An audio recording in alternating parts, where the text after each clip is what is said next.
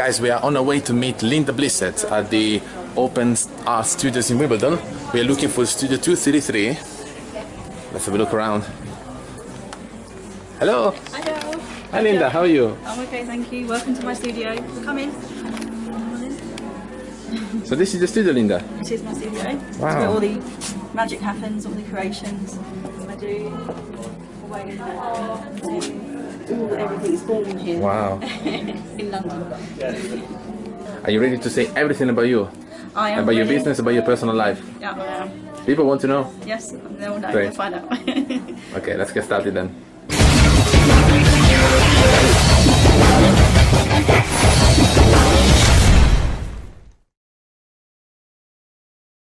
Hello Linda. Hello. Welcome to my studio. We are here at the Wimbledon Art Studios at the open day. I met Linda at the Fashion's Finest last September 2015. How was the Fashion Finest for you, Linda? Show was great. It's just such an opportunity. I've only started my business for the last 2 years, so to get an opportunity to show at London Fashion Week and Deborah gives me that chance to do. It's a childhood dream for me. Right. You've been in fashion. You've been a fashion designer for 2 years. Yeah. You told me. I started my business 2 years ago. Yeah. How did you get into fashion, and what do you love the most about it? Something I always started when I was about 5 years old. I was always intrigued in making things. My mum and dad always used to watch music television, and that's the time when sort of because it's the late 70s, early 80s, and the Sex Pistols were on. And I was looking, I thought, oh, that's so interesting. And that's the time when Vivienne Westwood was up and coming as well, the New Romantics. So I used to go and make clothes for my dolls, dress like a New Romantic and stuff and that.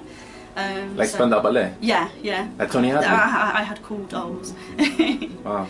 In that time, and that's how I kind of got interested. I've always been drawing, and ever since. And then making things when I was at school, kind of just grew and grew. And then when I was 16, I left school, went straight into fashion and did like it's like modelling on the stand traditional course. There's not many of those about, and that's how I got into doing couture work really. So where are you from originally? And what is it like growing up there? I was born in, well, my family's from East Anglia in Norfolk, so I was born up there. My mum's from there, and then I came to London. Just always been a sort of a London country girl, and with my dad's Scottish connections as well. My dad's half Scottish, so I've always been a Londoner and a country girl. So Linda, you mentioned you started working at 16. What would you say to the 16-year-old yourself? I think I was just too over keen. Wow, I'm doing fashion and this and that, and then I kind of got overrated a little bit, you know, over excited about it, and then I got a little bit more into art, and I took myself a little bit more to that extent. That's how I got into textiles. What do you think your future would be like? What are your plans for the future? I hope to grow my business now. What I'm doing now, because it's 2 years into my business, so I'm getting more established. I'm doing lots of photo shoots lately, so I hope to get printed into some magazines and just grow and grow to more I'm doing now, and just establish myself much more. I've just done free from Fashion's Finest. I got a lot of photographers come to approach me, and I've just done a few photo shoots just the last few weeks. So, and hopefully they're going to get printed, and then from that to obviously grow more, be published, be seen, to establish myself more. Have you ever had a moment when you realised you just had to create something great or unique? It was actually this particular dress, which I just shown at London Fashion Week, also at Paris Couture Week as well.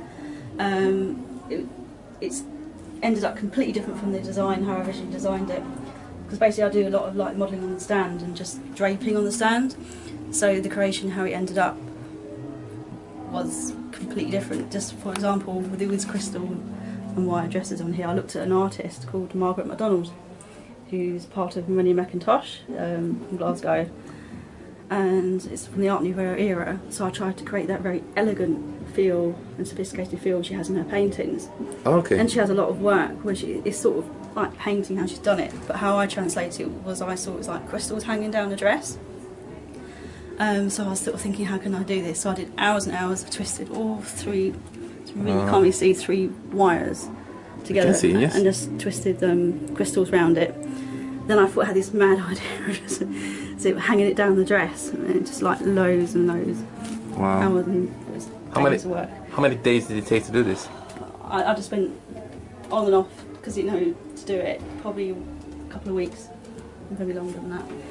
Wow. Doing it. And then I sort of just, then I had an idea, I was looking at the Art Nouveau era as well, to layer underneath, so I just loads of layers, laces, foil, Wow. and as well, just to bustle it out, just to create that sort of 1910 era, okay. the Edwardian period.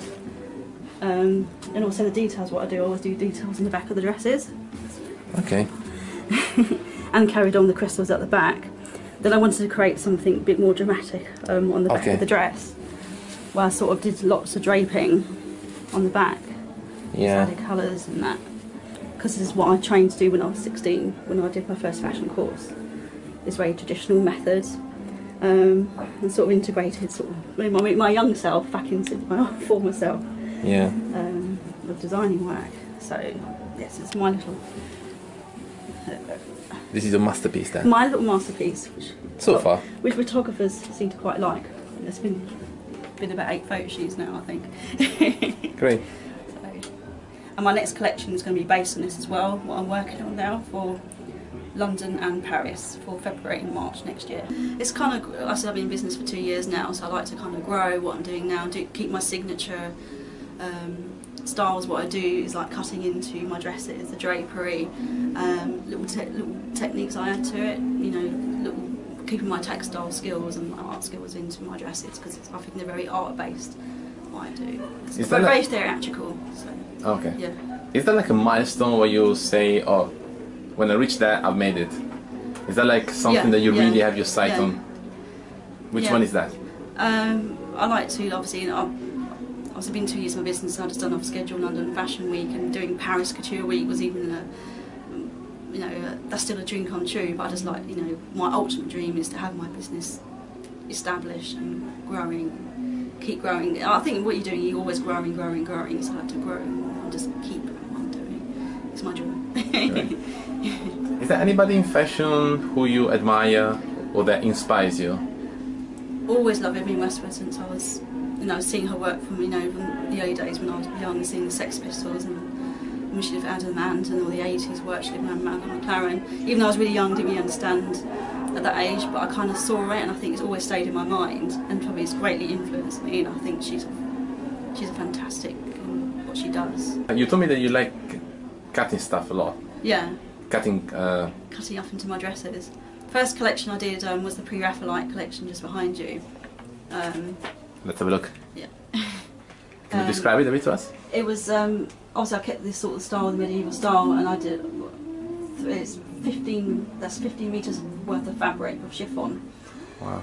And I sort of had all there's each dress is a dress, an actual dress, and then I had the layers I wanted to show. I wanted it to really flow down the catwalk, and obviously I was influenced off what I was seeing from Vivienne Westwood and all the music cutting into. So I had it in my studio here. I was here for half an hour staring at at this dress on the table, thinking I got to cut into it, and I was thinking I have my scissors there, and I thought and I just cut into it, just showing the flow of the dress, the colours. Let's see the results. Yeah.